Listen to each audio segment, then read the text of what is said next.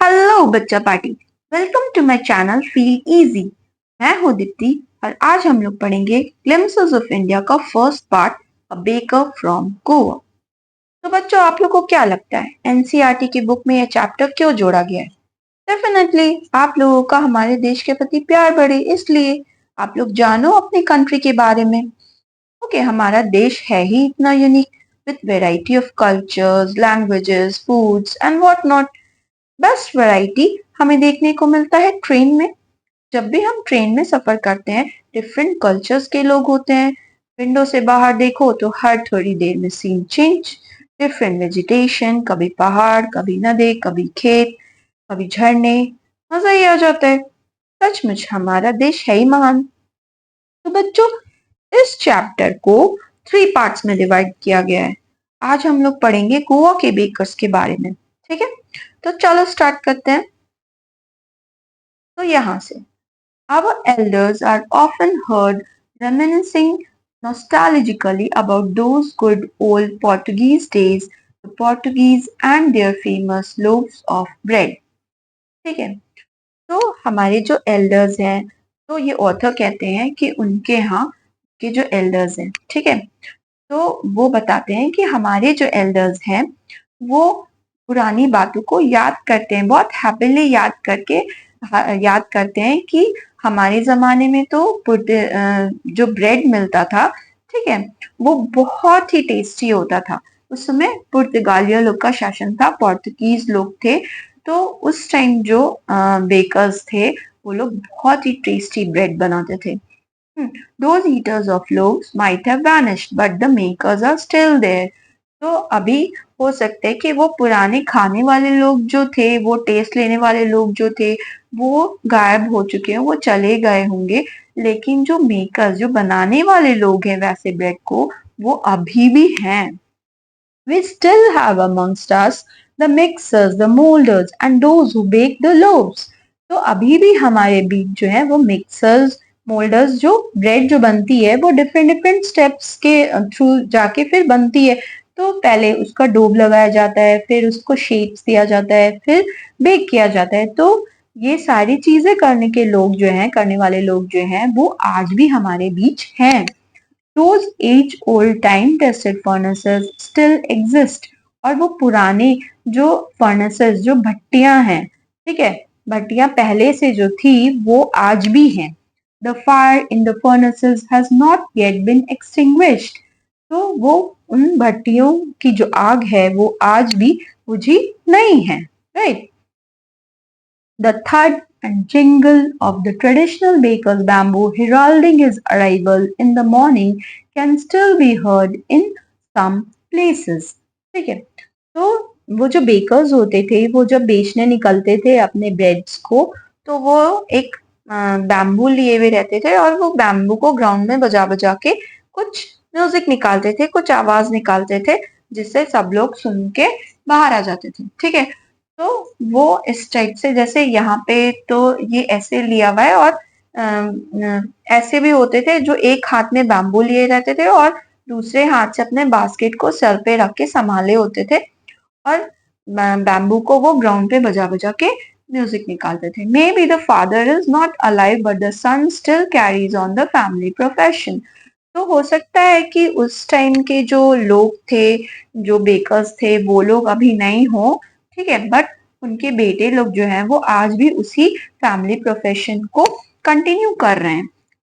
These bakers are even today known as Peddar in Goa। तो ये जो बेकर्स हैं, इन लोगों को बेकर्स नहीं बुलाया जाता है गोवा में, सॉरी, पेडर बुलाया जाता है। ठीक है, During our childhood in Goa, the baker used to be our friend, companion and guide। तो हम ऑथर कहते हैं कि मेरे बचपन में, वो अपने बचपन की बात को याद करते हैं कि हमारे बचपन में गोवा में बेकर जो होते थे वो हमारे फ्रेंड होते थे, हमारे कंपेनियन, साथी होते थे, ठीक है, और गाइड होते थे। He used to come at least twice a day। और वो लोग 2 टाइम आते थे दिन में। Once when he set out in the morning on his selling round। पहले बार आते थे सुबह सुबह, ठीक है, जब वो टोकरी भर के अपने सर पे रख के बेचने के लिए जाते थे। And then again when he returned after emptying his huge basket. और दूसरी बार रात में आते थे जब वो पूरा अपना बास्केट खाली करके वापस लौट रहे होते थे. ठीक है. The jingling thud of his bamboo woke us up from sleep and we ran to meet and greet him. ठीक है. तो जो बच्चे होते हैं अगर कोई चीज उन्हें टेस्टी लगती है तो उन्हें बहुत वेट होता है कि अरे वो चीज बेचने आने वाला है, इस टाइम वो आ जाता है तो फटक से उठ जाते हैं. तो वैसे ही हम जो बच्चे थे, ऑथर कहते हैं कि हम जो बच्चे थे तो हम लोगों को बहुत इंतजार रहता था. तो सुबह सुबह हम लोग जैसे ही उसके बैम्बू का आवाज आता था, वो जो म्यूजिक निकालता था, तो वैसे ही हम लोग उठ जाते थे और हम लोग बाहर भागते थे उससे मिलने के लिए, उसे ग्रीट करने के लिए, गुड मॉर्निंग बोलने के लिए. Why was it so? ऐसा क्यों था? Was it for the love of the loaf? क्या ऐसा था कि हमें वो ब्रेड खाना होता था? Not at all. The loaves were bought by some Paskin or Bastin, the maid servant of the house. तो हमें वो लोव्स नहीं खाना रहता था. वो लोव्स तो पैस्किन और बेस्टिन, वहां पे गोवा में मेड सर्वेंट्स को बुलाया जाता है, तो वो लोग खरीद लेती थी. ठीक है. What we longed for were those bread bangles which we chose carefully. तो देखो आप पिक्चर देख सकते हो, तो ऐसा वहां पे ब्रेड बैंगल्स होता था. ठीक है. तो इस टाइप का ये एक स्वीट स्नैक होता है वहां पे ब्रेड का. तो ये खरीदने के लिए हम बच्चे जो है बाहर भागते थे, ये खरीदने के लिए हमें वेट होता था. Sometimes it was sweet bread of special make, और कभी कभी ये बहुत स्पेशली बना होता था, बहुत मीठा मीठा होता था. The baker made his musical entry on the scene with the jung jung sound of his specially made bamboo staff. तो उसका जो बैम्बू स्टैक होता था ना, वो भी उसमें भी कुछ स्पेशलिटी होती थी, कुछ अलग बात होती थी कि उससे एक अलग टाइप का साउंड निकलता था, जंग जंग. तो वही बजाते हुए वो अपना एंट्री देते थे. One hand supported the basket on his head and the other banged his bamboo on the ground. तो देखो ऐसे ही जैसे यहाँ पे इस पिक्चर में दिया है कि एक हाथ से वो अपनी टोकरी संभालते थे और दूसरी हाथ से ग्राउंड पे बैम्बू बजाते हुए वो आते थे. He would greet the lady of the house with good morning.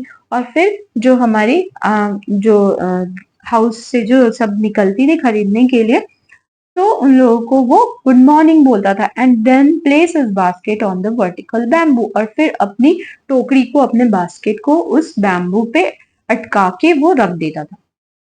We kids would be pushed aside with a mild rebuke and the loaves would be delivered to the servant. तो हम बच्चों को तो किनारे कर दिया जाता था. With a mild rebuke means ऐसी हल्की फुल्की फटकार लगा के हमें किनारे कर दिया जाता था और पहले लोव्स उन सर्वेंट्स को दे दिया जाता था. But we would not give up. लेकिन हम लोग भी हार नहीं मानते थे. We would climb a bench or the parapet and peep into the basket somehow. और हम लोग कोई भी बेंच या कुछ भी जो मिला सामने उस पे चढ़ जाते थे और पैरापेट मीन्स उस टोकरी के किनारे को पकड़ के हम झांकते थे बास्केट में. ठीक है. I can still recall the typical fragrance of those loaves. तो ऑथर बोलते हैं कि मुझे आज भी उन लोव्स की खुशबू याद है. Loaves for the elders and the bangles for the children. तो बच्चों के लिए वो ब्रेड बैंगल्स होता था और बड़ों के लिए लोव्स होता था. Then we did not even care to brush our teeth or wash our mouths properly. और फिर हमें तो ये भी परवाह नहीं होता था कि हम अपने टीथ को ब्रश करें, हम अपना मुंह धोएं. And why should we? और क्यों करें हम लोग? Who would take the trouble of plucking the mango leaf for the toothbrush? तो उस जमाने में वो लोग ऑथर क्या करते थे, सारे बच्चे क्या करते थे, टूथब्रश वो लोग रेडीमेड, ये जो अभी आज हम लोग जो जिस टाइप के रेडीमेड ब्रशेस यूज करते हैं वो नहीं, वो लोग नेचुरल टूथब्रश बनाते थे मैंगो लीफ से. ठीक है. मैंगो लीफ वो लोग प्लग करते थे, रोल करके वो लोग उसी से ब्रश करते थे.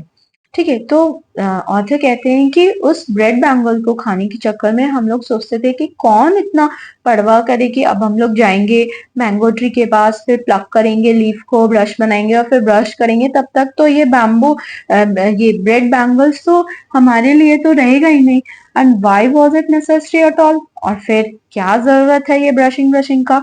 तो tiger never brushed his teeth. तो ऑथर कहते हैं कि शेर भी कभी ब्रश करता है, टाइगर ब्रश करता है कभी?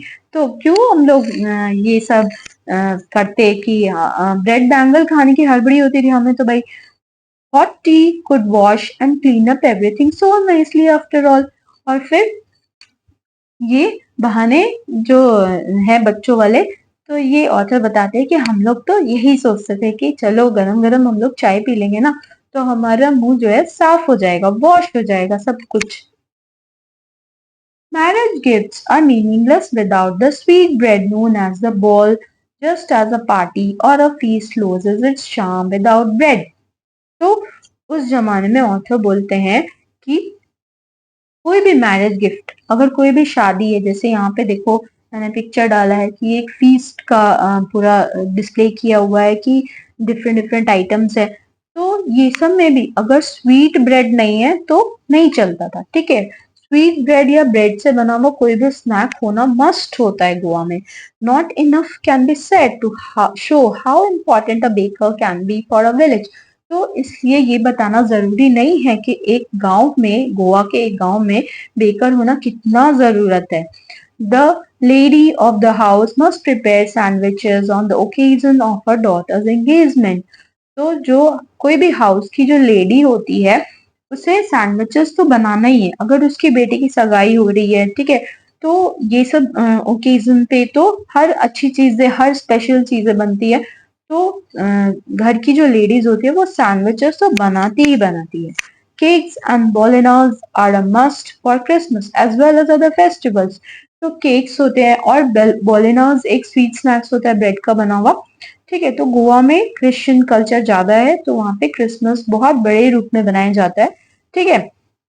और भी कोई भी फेस्टिवल हो तो वहां पे केक्स एंड बॉलिनास तो होंगे ही होंगे।